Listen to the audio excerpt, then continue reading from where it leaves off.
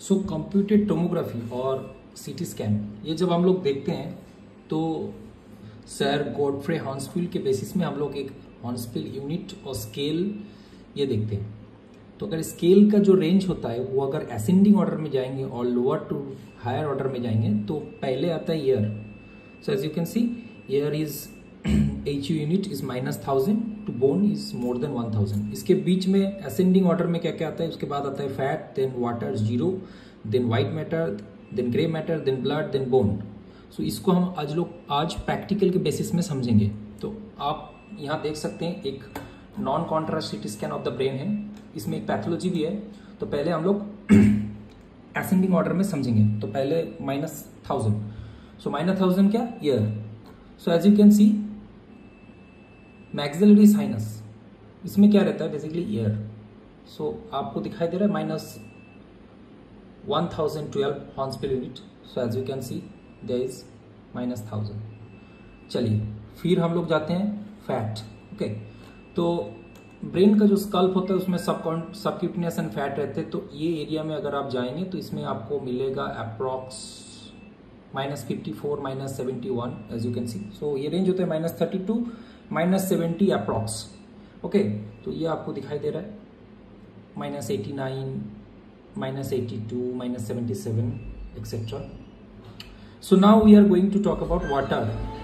So as you can see water, so brain में water कहाँ मिलेगा, जहां आपको सेरिब्रोस्पाइनल फ्लूइड मिलेगा, that mean the ventricle and the aqueduct of Sylvius. Okay, lateral ventricle, third ventricle, fourth ventricle. तो आप अगर वेंट्रिकल के अंदर में जाएंगे तो as you can see Hounsfield unit थोड़ा धीरे धीरे घट रहा है, एज यू कैन सी।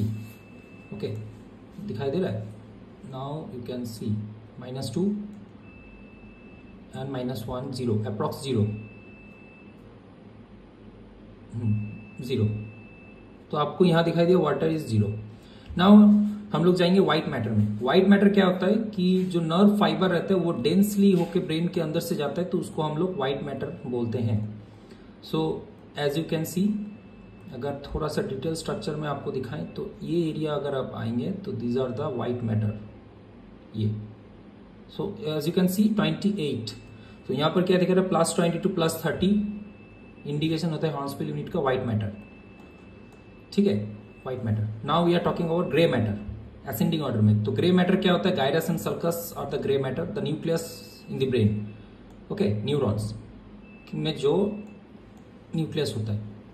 तो एज यू कैन सी अगर आप ऊपर जाएंगे ये एरिया में अगर जाएंगे, गायरस सल्कस में अगर जाएंगे, एज यू कैन सी तो आपको दिखाई दे रहा है ये थोड़ा सा बढ़ रहा है 33 34 compare to white matter. Now you can see 33 36 37 to 45 as you can see these are the gray matter, gyrus and sulcus. Okay, now एक पैथोलॉजी देख लेते हैं। Blood is approx 65 to 90। तो in this patient as you can see there is a extradural haematoma, biconvex extradural haematoma.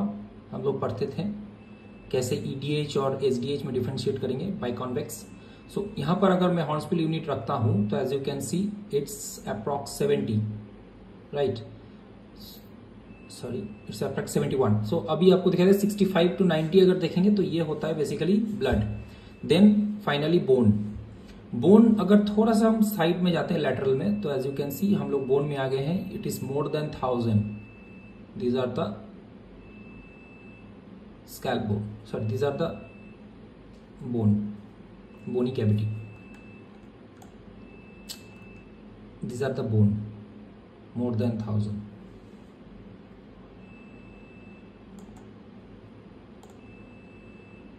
skull, so as you can see मैं skull के along अगर जाऊंगा तो आपको more than 1000 ही मिलेगा। ठीक है, अब क्या है, अब नॉर्मली ये बोन से भी ज्यादा इलेक्ट्रॉन एटेन्यूएशन होता है एक सब्सटेंस में जो 1000 से भी बोन से भी ज्यादा जाता है, तो वो हो गया मेटल। अगर बुलेट इंजरी हुआ है ब्रेन में तो अगर हम हॉर्नस्पील यूनिट बुलेट में रखेंगे तो एज यू कैन सी ये बोन से भी ज्यादा चला जाएगा। ठीक है, अभी हमारे पास है नहीं है तो हम दिखा नहीं पा रहे, लेकिन ज्यादा चला जाएगा। अगर मेटल रहता, कोई बुलेट इंजरी हुआ है और कोई भी इंटरनल इंजरी है, कोई भी हेवी मेटेलिक ऑब्जेक्ट है, तो हमें उसमें हॉर्न्स पे और ज़्यादा आता। सो यही है, air basically -1000 maxillary sinus, then fat -70 around, then water,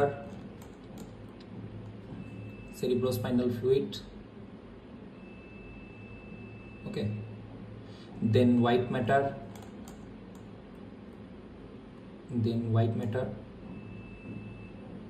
then gray matter,